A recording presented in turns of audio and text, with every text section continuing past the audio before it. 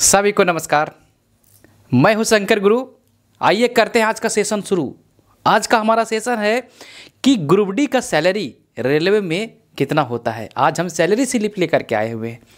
जितने भी लोग रेलवे की प्रिपरेशन कर रहे हैं या रेलवे में लोग लगे हुए हैं उनके रिगार्डिंग हम एक सैलरी स्लिप लेकर के आ गए, ताकि अगर सैलरी स्लिप के बारे में जानकारी हो आपको कि किस प्रकार से सैलरी ग्रुप डी में मिल रहा है या कितना बन रहा है, तो जो भी डाउट है इस सेशन में हम आपका जो डाउट है वो क्लियर कराने का कोशिश करेंगे। और सैलरी जानने से बहुत सारी चीज़ें जो मन की होती है जिज्ञासा वो जागता है कि हाँ इस प्रकार से इतना सैलरी ग्रुप डी में अगर बन सकता है तो सोचिए रेलवे में जितने सारे डिपार्टमेंट है क्या सैलरी होगी। तो ज़्यादा देर नहीं करते हुए आज का सेशन हम ग्रुप डी का सैलरी के बारे में डिस्कशन करेंगे और फिर हम एलपी का लाएंगे, टेक्नीशियन का सैलरी स्लिप लाएंगे। ये अपडेटेड है विद्यार्थीगण, ये फरवरी का देखिएगा। यहाँ पर जो फरवरी 2025 के लिए वेतन पर्ची pay slip for the month of February 2025, ये 2025 का नया अपडेट है। एकदम नया सैलरी स्लिप दे रहे हैं। फिर एलपी का लाएंगे, टेक्नीशियन का लाएंगे, जेई का लाएंगे। सारे डिपार्टमेंट का आपको सैलरी स्लिप हम बताने का कोशिश करेंगे। और जो भी प्रिपरेशन में लगे हुए हैं, ये 7th पे कमीशन का है। 7वां वेतन आयोग अभी तक चल रहा है। अब 8वां वेतन आयोग में ये स्ट्रक्चर पूरा ही चेंज हो जाएगा। तो देर न करके हम सैलरी स्लिप की ओर चलते हैं और बताते हैं आपको। सबसे पहले देखिए यहाँ पर ये सैलरी स्लिप 2025 का है, फरवरी का, हिंदी में लिखा हुआ है। तो नाम देखिए, नाम थोड़ा सीक्रेट रखा गया है। किसी का सैलरी स्लिप है तो ये डिपार्टमेंट का अपना एक मुद्दा होता है, इसको नहीं दिखाने की कोशिश किए हैं। यहाँ पर देखिए पदनाम डेजिग्नेशन जो है ट्रैक मेंटेनर 4 ग्रुप डी में जो आता है, ग्रुप डी के थ्रू ट्रैक मेंटेनर पोस्ट पर ये हुए। पॉइंट्समैन है, वर्कशॉप है, PWI है, बहुत सारे उसमें डिपार्टमेंट है। तो ये ट्रैक मेंटेनर 4 जो है ये डेजिग्नेशन है इनका। और डिपार्टमेंट इंजीनियरिंग डिपार्टमेंट के अंतर्गत ट्रैक मेंटेनर जो भी है, ट्रैक मशीन अलग डिपार्टमेंट है। ट्रैक मेंटेनर में इसी में गैंगमैन कहलाते हैं। तो ये है स्टेशन इनका आसनसोल में है, पोस्टिंग है। और बिल यूनिट ये होता है, देखिए पीवे के अंतर्गत इंजीनियरिंग डिपार्टमेंट है। इंजीनियरिंग डिपार्टमेंट के अंदर पीवे है और ये ट्रैक मेंटेनर 4 में है। ये आधार नंबर है। और भी अगर देख लेंगे इनका डिटेल जो है, जन्म तिथि, डेट ऑफ बर्थ दिया हुआ है। डेट ऑफ ज्वाइनिंग है 22/9/2023। डेट ऑफ ज्वाइनिंग जो ये दे के रखा है 22/9/2023 का है।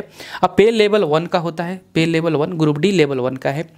और मूल वेतन बेसिक पे इनका अभी जो देखिएगा जो बेसिक पे है 18,500 है। जो इनका इंक्रीमेंट एक लगा हुआ है, एक इंक्रीमेंट लग करके 18,500 हुआ है। होता क्या है कि जिस समय ग्रुप डी के लोग शुरुआत में ज्वाइन करते हैं, जैसे अभी जो लोग अगर ज्वाइन करेंगे मान लीजिए, उनका जो मूल वेतन होगा बेसिक पे होगा वो 18,000 होगा। तो इनका थोड़ा सा लगा हुआ इंक्रीमेंट इसके वजह से। और इंक्रीमेंट डेट है, डेट इंक्रीमेंट होता है साल में एक बार, वो 1/7/2025 जुलाई में इनका इंक्रीमेंट है। और देखिए प्रान नंबर है, भुगतान पेमेंट मोड है, IFC बैंक है, स्टेट बैंक ऑफ इंडिया है, खाता नंबर है, यहाँ पैन का नंबर है। अब हम बात करते हैं इनका मुद्दा का, सैलरी स्लिप कितना आया हुआ है और किस प्रकार से बन रहा है, क्या क्या अलाउंस है। तो जानने की कोशिश करें जितने भी ग्रुप डी की प्रिपरेशन में लगे हुए या NTPC या LP या जो भी है रेलवे के डिपार्टमेंट में आप जाना चाह रहे हैं, तो देखिए सैलरी स्लिप का स्ट्रक्चर हम आपको बहुत अच्छा से बताएंगे, क्योंकि हम अपना भी बनाएंगे, बहुत लोग कमेंट कर रहे हैं।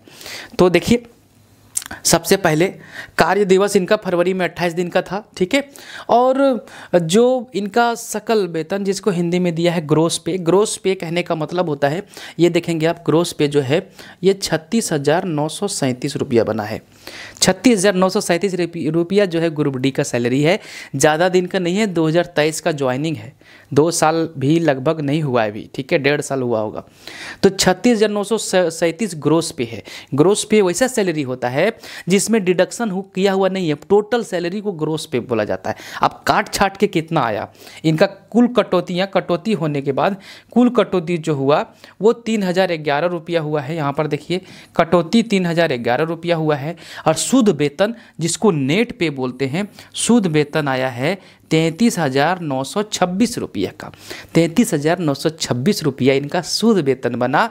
नेट पे जिसको बोलते हैं इंग्लिश में, इनका हैंड में 33,926 मतलब 34,000 रुपया लगभग इनका हाथ में आया NPS कटने के बाद।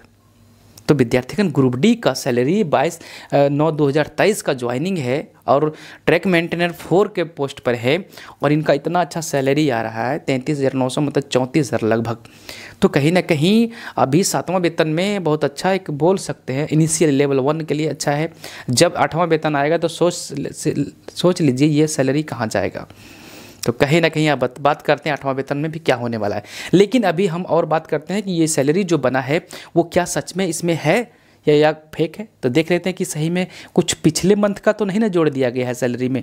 हो सकता है बहुत बार बहुत वीडियो में देखे होंगे कि ग्रुप डी का 55,000 कर दिया गया, तो पिछले मंथ का एरियर कुछ होता है वो जोड़ दिया जाता है। तो देखते इसमें क्या है, लेकिन ये सैलरी सही लग रहा है। अभी हम बात करके देख लेते हैं थोड़ा सा और।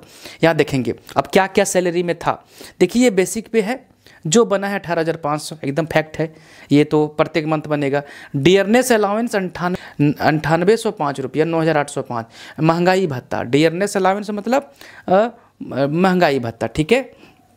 और house rent allowance, house rent allowance जिसको बोलते हैं हम लोग क्वार्टर का अलाउंस, जो आपको हाउस क्वार्टर के लिए जो दिया जाता है HRA बोलते हैं, 3700 रुपया दिया गया इनको, 3700 रुपया। और ये ट्रांसपोर्ट अलाउंस, यातायात का भुगतान जिसे आने जाने के लिए, ये 1377 रुपया मिला हुआ है।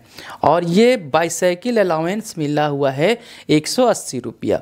और एक रिस्क एंड हार्ड अलाउंस जो है, रिस्क एंड हार्डशिप अलाउंस जो है, ये 3300 कुछ रुपया यहाँ पर दिख नहीं रहा है, थोड़ा सा ओवरलैपिंग हो गया है, 3300 कुछ रुपया हुआ है, 3375 है शायद, हाँ 3375 रुपया है। तो ये इसमें एक ही मंथ का सैलरी है, ये पिछले मंथ का नहीं, एरियर इसमें ऐड नहीं हुआ है, ये सिर्फ फरवरी मंथ का है। अगर पिछले मंथ का कुछ बाकी हुआ रहता, नहीं दे पाया, तो इस मंथ में पे किया होगा फरवरी में, लेकिन ऐसा नहीं है, वो एरियर बन के आता। तो ये केवल एक मंथ का पेमेंट है। तो सबको जोड़ करके जो हुआ था, ये सबको जोड़ करके जो हुआ था वो हुआ था कितना, ग्रोस पे हुआ 36,937 रुपया। इतना जोड़ने के बाद अब कुछ कटौती हुआ था यहाँ पर। कुछ कटौती क्या हुआ कि रेलवे एम्प्लॉय इंश्योरेंस स्कीम जो होता है वो सभी का कॉमन होता है, 30 रुपया काट लिया जाता है, ठीक है, वो इंश्योरेंस है रेलवे के द्वारा।